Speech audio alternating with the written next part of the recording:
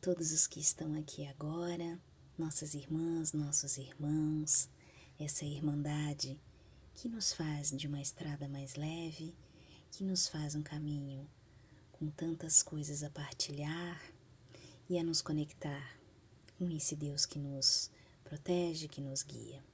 Levemos agora os nossos pensamentos, pensando no nosso evangelho de hoje, na nossa inspiração de hoje, da qual podemos agora parar, respirar fundo e ouvir essa palavra.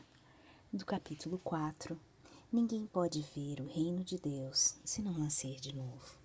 Item: necessidade da encarnação. A passagem dos espíritos pela vida corpórea é necessária para que eles possam realizar, com a ajuda do elemento material, os propósitos cuja execução Deus desconfiou. É ainda necessária por eles mesmos, pois a atividade que então se veem obrigados a desempenhar ajuda-os a desenvolver a inteligência. Deus, sendo soberanamente justo, deve aquinhoar equitativamente a todos os seus filhos. E é por isso que ele concede a todos o mesmo ponto de partida, a mesma aptidão, as mesmas obrigações a cumprir e a mesma liberdade de ação. Todo privilégio seria então uma preferência, e toda preferência uma injustiça. Mas a encarnação para todos os espíritos é apenas um estado transitório. É uma tarefa que Deus lhes impõe, no princípio da existência, como primeira prova do uso que farão do seu livre-arbítrio. Os que executam essa tarefa com zelo sobem rapidamente e de maneira menos penosa os primeiros degraus da iniciação e gozam mais cedo o resultado do seu trabalho. Os que, ao contrário, fazem mau uso da liberdade que Deus lhes concede, retardam o progresso. E é assim que, por sua obstinação, podem prolongar indefinidamente a necessidade de se reencarnarem. E é então que a encarnação se tornaria um castigo. Observação. Uma comparação vulgar nos fará melhor compreender essa diferença. O estudante não atinge os graus superiores sem ter percorrido a série de classes que o levam até lá. Essas classes, por mais trabalho que exijam, são um meio de atingir o fim, e não uma punição. O estudante laborioso abrevia a caminhada, encontrando menos dificuldades. Acontece o contrário com aquele que a negligência e a preguiça obrigam a repetir certas classes. Não é, porém, o estudo que constitui uma punição, mas a obrigação de recomeçá-lo em cada classe. É o que se passa com o homem na Terra.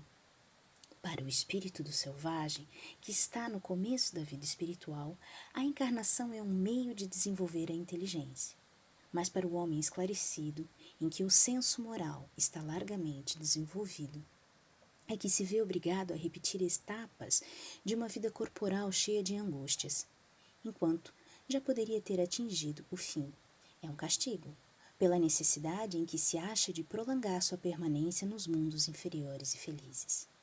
Aqueles que, ao contrário, trabalham ativamente para o seu progresso moral, podem não somente abreviar a duração de sua encarnação material, mas franquear de uma vez os graus intermediários que os distanciam dos mundos superiores. Os espíritos não poderiam encarnar-se só uma vez no mesmo globo e passar suas diferentes existências em diferentes esferas? Essa opinião seria admissível se todos os homens estivessem na Terra exatamente no mesmo nível intelectual e moral. As diferenças existentes entre eles, desde o selvagem até o homem civilizado, revelam os graus que tem de percorrer. A encarnação, aliás, deve ter uma finalidade útil. Ora, qual seria a finalidade das encarnações efêmeras das crianças que morrem em tenra idade? Teriam sofrido sem qualquer proveito, nem para elas nem para os outros? Deus, cujas leis são todas soberanamente sábias, nada faz de inútil. Pelas reencarnações no mesmo globo, quis que os mesmos espíritos, se pudessem, de novo em contato, tendo assim ocasião de reparar as suas faltas recíprocas.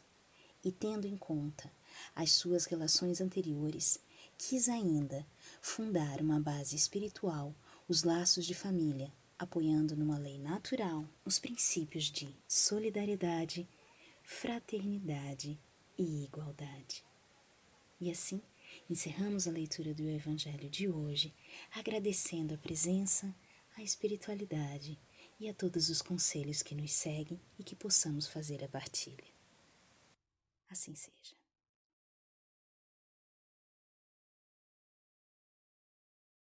Então, boa noite a todos. Nós estamos aqui mais uma vez no Centro Espírita Ana Luz, desenvolvendo alguma das nossas exposições. A gente agradece sempre a casa pela oportunidade do trabalho, um trabalho que foi adaptado de acordo com as condições, né, em que nós vivemos atualmente, mas que não deixa de ser um trabalho importante e grandioso, que a gente faz com bastante carinho, que a gente vem com bastante carinho e procura atender aos nossos amigos, os nossos irmãos de caminhada sempre que possível. Então, o tema da noite de hoje, nós vamos trabalhar um pouquinho sobre o autoconhecimento e a reforma íntima, né? Como é importante, na verdade, até quando me questionaram sobre o tema da noite, eu falei sobre a reforma íntima. Mas é muito difícil nós trabalharmos a reforma íntima sem trabalharmos o autoconhecimento. Então, uma coisa acaba linkando a outra. E como é importante nós entendermos esses dois processos, né? E aí a gente já vem com alguns entendimentos, é um tema bastante abordado na doutrina espírita, e é importantíssimo que a gente entenda que a doutrina espírita ela não nos impõe nada. Apesar de sugerir diversas vezes, frequentemente, o estudo sobre o tema, a reflexão sobre o tema, ela em momento nenhum nos impõe nada, né? Então, ela apenas nos auxilia quanto a um despertar da necessidade de entendermos esse tema. Por quê? Porque nós temos os nossos conflitos internos. A partir do momento que a gente começa a frequentar, começa a estudar, querer entender um pouquinho mais, começam a surgir questões que conflitam com o nosso íntimo, né? Poxa, a gente ainda é bastante egoísta, a gente ainda é bastante orgulhoso. Em determinados momentos do meu dia eu ainda me equivoco com os meus comportamentos, com os meus pensamentos. E aí a doutrina espírita vem nos vem nos esclarecer alguns pontos e aí começam a surgir esses conflitos dentro de nós. E diante desses conflitos, nós nos sentimos no direito e até na necessidade de fazermos essa reforma. Esse é o processo, né? Então a gente começa a criar, é importantíssimo criarmos a compatibilidade entre as necessidades que nós temos, né, as necessidades de nos transformar, de nos desenvolver, de evoluir espiritualmente, mesmo que seja devagarzinho, e as aspirações que nós temos, porque nós temos as aspirações de daqui a um tempo nos tornarmos criaturas melhores.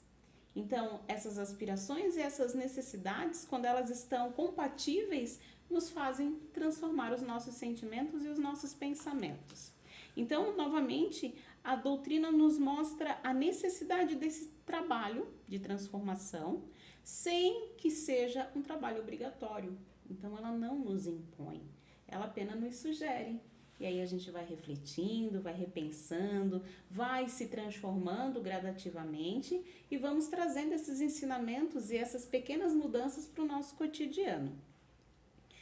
Todo o processo de reforma íntima, ela começa pelo autoconhecimento, né? O que é o autoconhecimento? Por que eu preciso do autoconhecimento? Será que eu, Márcia, depois de tanto tempo, ainda não me conheço? Né? A gente ainda não se conhece. O autoconhecimento é uma descoberta de quem nós somos efetivamente, na nossa essência, né? Porque quando nós estamos na nossa sociedade, ou na atual vivência que nós temos, nós desempenhamos, representamos inúmeros papéis. Às vezes o papel do profissional, às vezes o papel do pai ou da mãe, o papel do filho, né? E nós esquecemos de olhar para quem nós realmente somos na nossa essência. Joana de Ângeles, ela, até parafraseando Yang, ela nos compara a um iceberg, onde a parte de cima do iceberg, a que está exposta acima do mar, é a nossa consciência. o que nós temos de consciente. E todos nós sabemos que o iceberg, na verdade, ele é muito grande nas profundezas, né? Então, a parte submersa é o nosso inconsciente. Nós temos muito o que explorar dentro de nós, o que conhecer, o que identificar, o que trabalhar, né? Então, o verdadeiro desafio que nós temos é olhar para dentro, para começar a fazer esse processo de transformação. Joana ainda diz que nós devemos ser estudiosos de nós mesmos. Nós somos um universo gigantesco e nós precisamos ser estudiosos de nós mesmos, né? Porque do que nós somos compostos? A doutrina espírita, ela nos orienta, ela nos auxilia a identificarmos de onde nós viemos, para onde nós vamos, quem nós somos, o que nós estamos fazendo aqui hoje, qual é a nossa necessidade, qual é o nosso trabalho, né? Qual é a nossa função, o nosso papel. Ela começa a nos orientar nesse sentido, a gente que precisa estar atento a essas informações. Mas nós ainda não sabemos quem nós somos exatamente, porque a nossa bagagem espiritual ela é muito grande e ela está realmente como um iceberg submersa. Tem muita coisa que vem à tona a partir do momento que a gente vai percebendo as nossas atitudes, as nossas reações, mas muitas coisas ainda nos surpreendem. Poxa, como é que eu ainda consigo? Como é que eu ainda faço? Como é que eu ainda cometo esse tipo de erro? Como é que eu ainda me engano dessa forma? Como é que eu ainda reajo de forma violenta às vezes? Né? Nós não sabemos quem nós somos exatamente, conscientemente, mas nós sabemos do que nós somos compostos. Nós somos compostos de pensamentos, nós somos compostos de palavras, de ações, de emoções, de sentimentos. E aí, quando nós começarmos a olhar para essas situações que nos compõem, nós vamos começar a perceber nossas virtudes, nossas habilidades, nossas fraquezas, nossos defeitos. E aí vem um processo de aceitação. O autoconhecimento, ele nos sugere, enquanto espíritos ainda em processo de evolução, que nós possamos aceitar quem nós realmente somos, com as nossas limitações, com as nossas fraquezas, com os nossos defeitos, com as nossas iras, com os nossos medos. Esse é um processo de aceitação. Não significa que nós vamos passar recibo para todas as coisas erradas que nós fazemos. Não, mas significa que nós vamos começar a ficar atentos a tudo aquilo que está nesse nosso inconsciente, para que depois, num processo de se aceitar, nós possamos iniciar o segundo processo, que é trabalhar, transformar. Então, o primeiro processo do autoconhecimento é a aceitação de si próprio, e um segundo processo do autoconhecimento é a aceitação do outro. Por quê? Entender, né, que a nossa relação com o próximo desperta muitos sentimentos que estão apagados ou adormecidos dentro de nós. O que o próximo desperta em mim é o que eu realmente tenho dentro de mim. Então, quando aquele meu irmão, que às vezes me irrita, desperta esse sentimento de irritação dentro de mim, é porque esse sentimento está ali, de impaciência, de intolerância, de egoísmo, é porque esse sentimento está ali. E quando nós começamos a prestar atenção que o outro, na verdade, não está ali para me conflitar, mas está ali para me ensinar a perceber quem nós somos verdadeiramente, nós lidamos com todos esses processos, essas situações que muitas vezes são até um pouco estressantes para nós, né? Nós dizemos que é estressante. Na verdade, nós percebemos isso como uma experiência. A experiência que nós estamos tendo, positiva, de lidar com o outro, perceber as nossas fraquezas, as nossas limitações e possivelmente nos transformarmos. O primeiro mandamento que Jesus nos orienta é amar a Deus sobre todas as coisas e ao próximo como a si mesmo. E aí nós, no nosso caminhar cristão, ainda bastante imaturo, ainda bastante infantil, nós nos dedicamos a amar a Deus. Nós tentamos, de diversas formas, aprender a amar ao outro, mas nós esquecemos muitas vezes de amar a nós mesmos. amar ao próximo como a si mesmo. Porque todos esses três fatores, Pai, que é o Criador universal, o Criador do universo, o nosso irmão, que é um irmão de caminhada, que está ali para nos ensinar, e nós estamos nesse processo de transformação. Então, amar a Deus sobre todas as coisas, com respeito, com adoração que Ele merece, pelo cuidado, pelo carinho, pelo amor, pela misericórdia que tem por todos nós. Ao próximo como a si mesmo.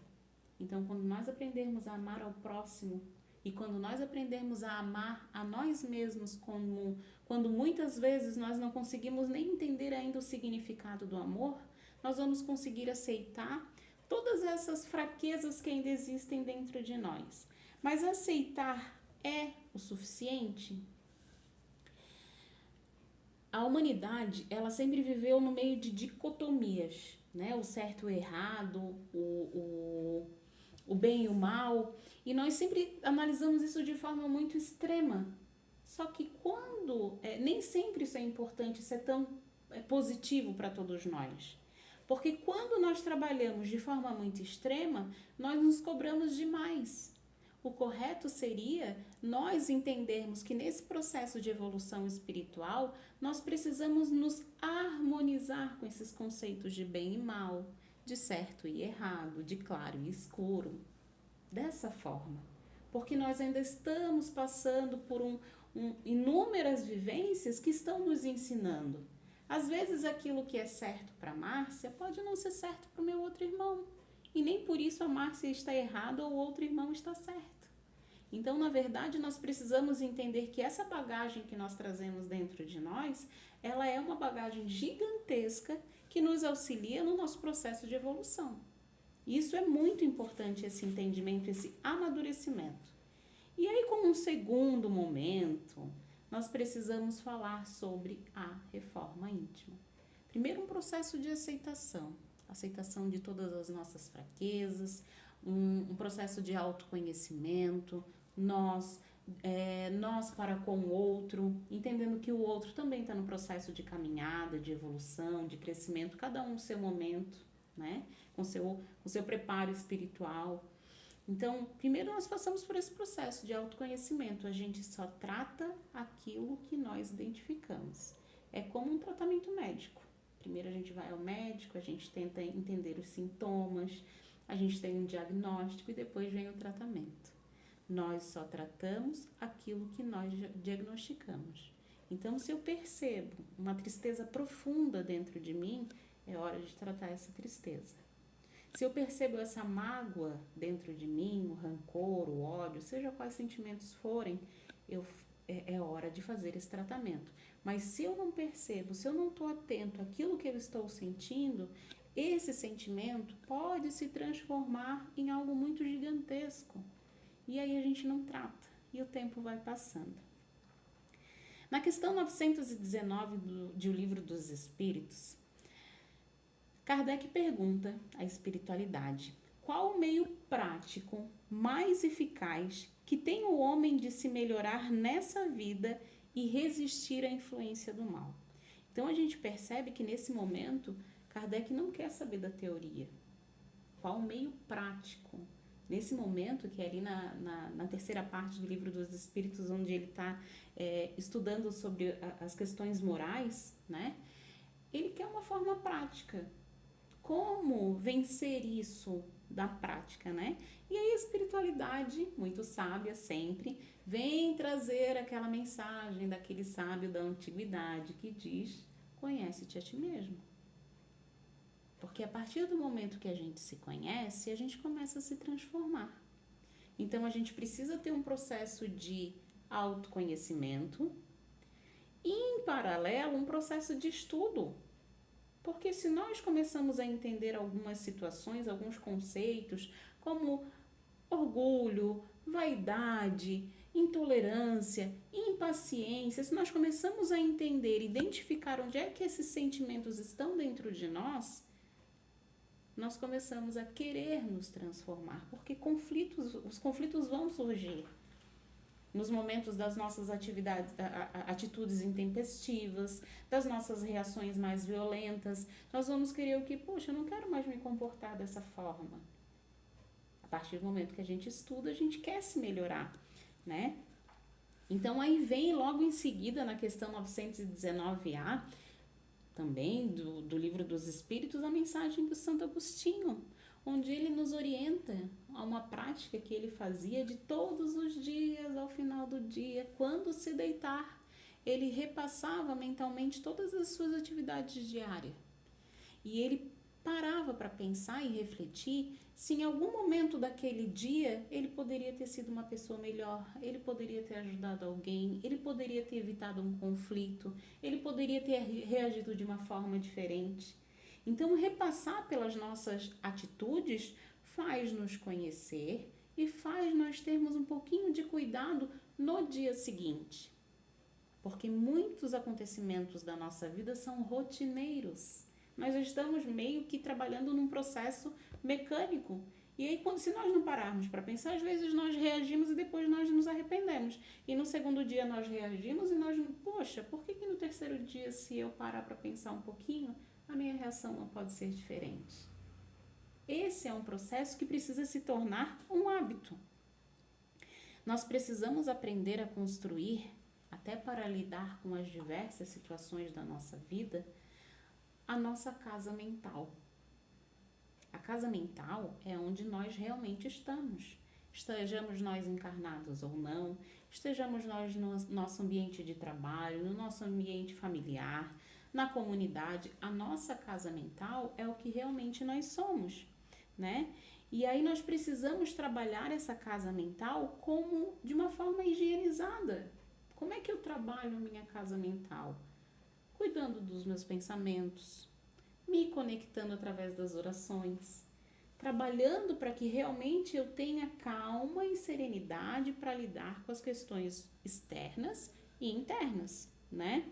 Então, a Joana de Ângeles ainda nos fala no livro Plenitude sobre uma resignação dinâmica, e ela nos traz um conceito assim: aceitar a situação, exercendo um esforço e um trabalho de transformar aquilo que não lhe é agradável. Então, a resignação, a gente sabe que é uma aceitação, mas ela é uma resignação dinâmica. Eu não tenho que simplesmente aceitar aquilo que eu sou e ficar quieta, né? Eu não tenho que aceitar as situações à minha volta e ficar quieta. Não, eu tenho que aceitar, mas trabalhar para transformar aquilo em algo positivo.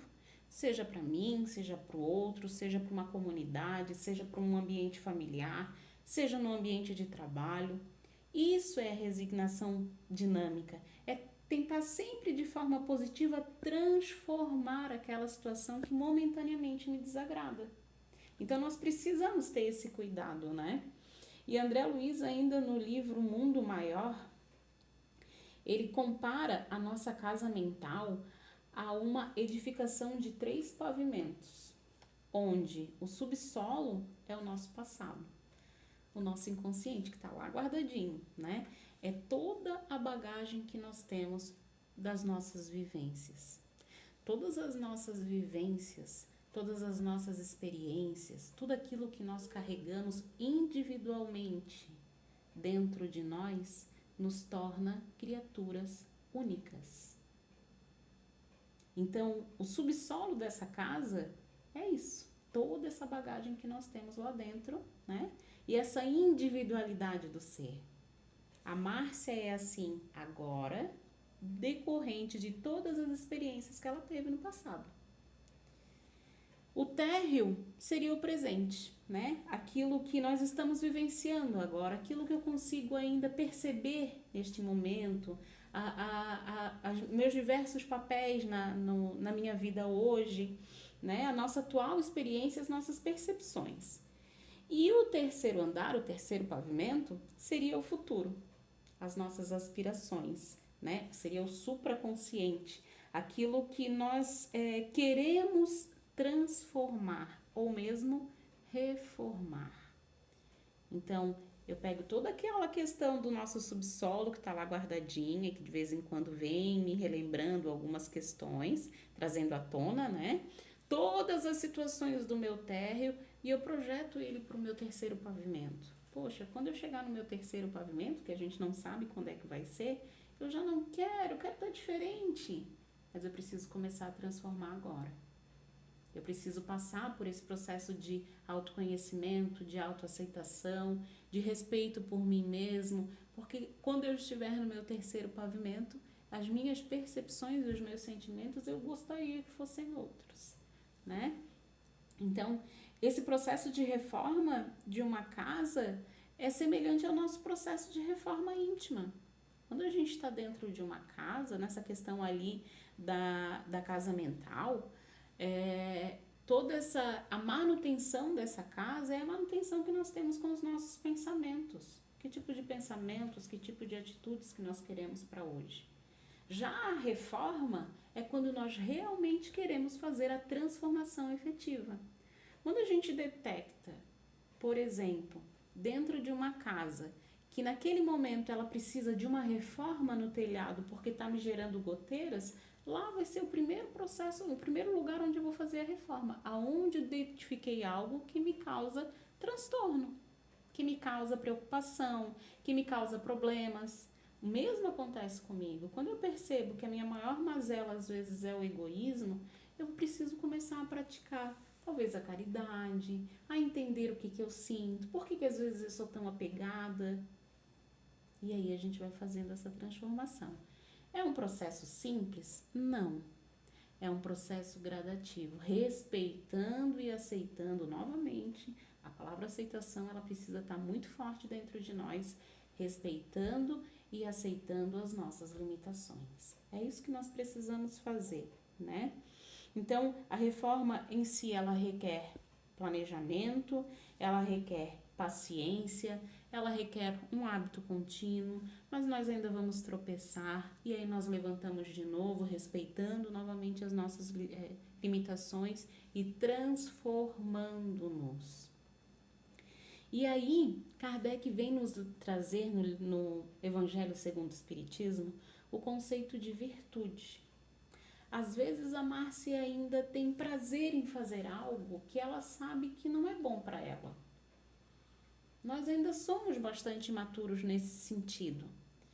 E aí Kardec vem nos mostrar que a virtude é quando nós enfrentamos aquela tendência que nós temos de fazer algo ruim. Quando nós resistimos a isso. Talvez nós ainda não tenhamos a capacidade, diante de inúmeras fraquezas que nós temos, de fazer o bem. Talvez a Márcia ainda não consiga fazer o bem. Mas ela tentando, resistindo para que não faça o mal, já é um grande progresso. Então, todos nós, individualmente, independentemente dos nossos estágios evolutivos, do nosso equilíbrio espiritual, da nossa serenidade, todos nós temos reformas a fazer. E o convite da doutrina espírita é para que todos nós, devagarzinho, caminhando conscientemente, façamos essas transformações, né? E quando nós percebemos que nós transformamos, que nós modificamos um comportamento inadequado ou equivocado, por menor que seja essa transformação, isso já nos causa uma alegria, uma esperança de que nós podemos nos transformar, sim.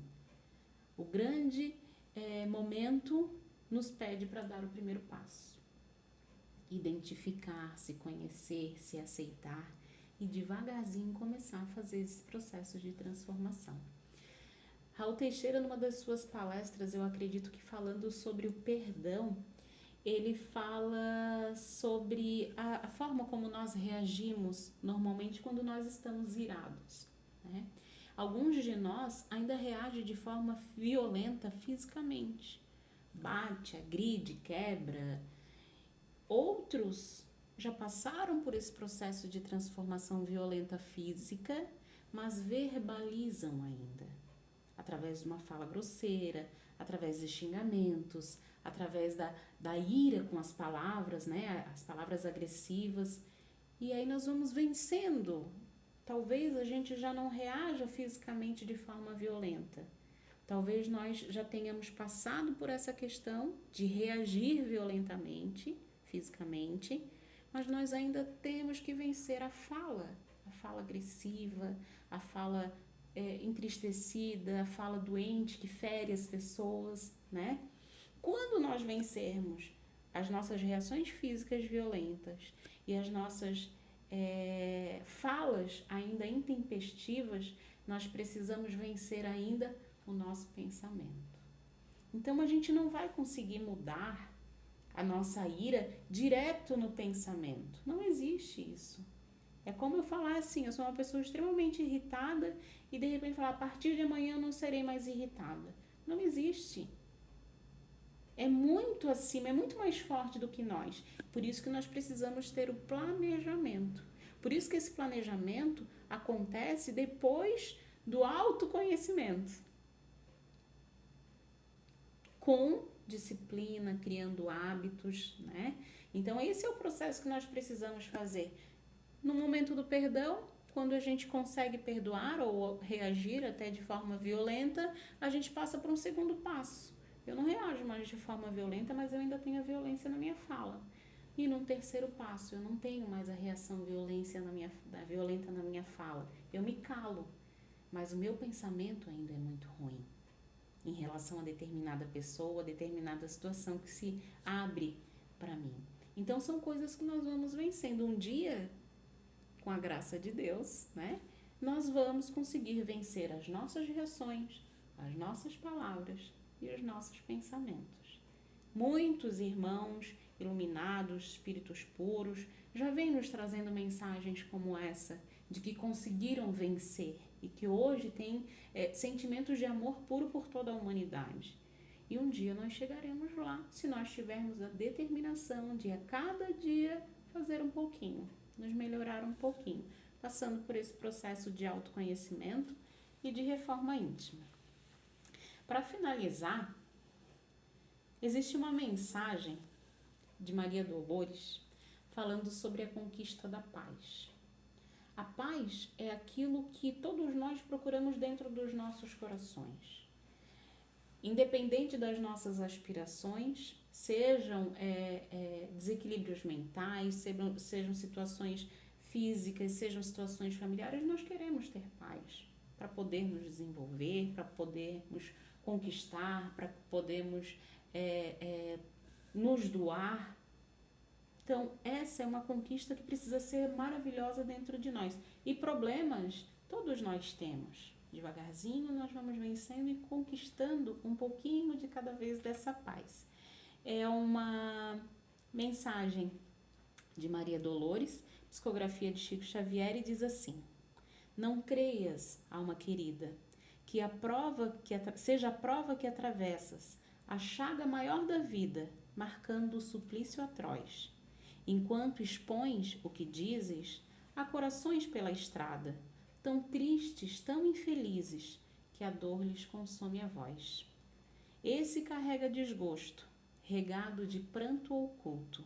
Aquele em pleno tumulto sente angústia e solidão. Outro tem tanta amargura que treme quando caminha, da alma cansada e sozinha, caindo em perturbação. Esse transporta doenças, embora a expressão correta. Outro tem mágoa secreta, disfarçando o próprio eu. Aquele chora e tropeça, na penúria em que arrasa. Outro viu a morte em casa, revoltou-se e enlouqueceu. Alma irmã tolera e aceita. Aprovação recebida. Abençoa a própria vida, seja essa vida qual for. O sofrimento, onde esteja, é luz com que Deus nos guia nas lutas do dia a dia para a conquista do amor. Então, na verdade, a gente percebe que esse nosso processo de transformação, essa busca dessa conquista da paz, ela é necessária para todos nós. Todos nós temos as nossas dores, as nossas tristezas, as nossas mágoas, mas todos nós temos uma espiritualidade que nos ampara, que nos conduz, que nos orienta, que nos ama. E é a partir de sentimentos que nós desejamos transformar dentro do nosso ser espiritual, que é a nossa verdadeira essência, que caminhará conosco aonde estivermos, que nós precisamos enfrentar as nossas mazelas, vencer as nossas fraquezas, fazer a aceitação de quem nós somos, transformar esse ser ainda, esse homem antigo para o homem novo e conquistar a nossa paz. Eu agradeço a atenção de todos. Essa era a mensagem dessa noite e que façamos uma belíssima semana. Olá, meus irmãos. Sejam todos muito bem-vindos a mais essa noite de amor, de fé e de esperança.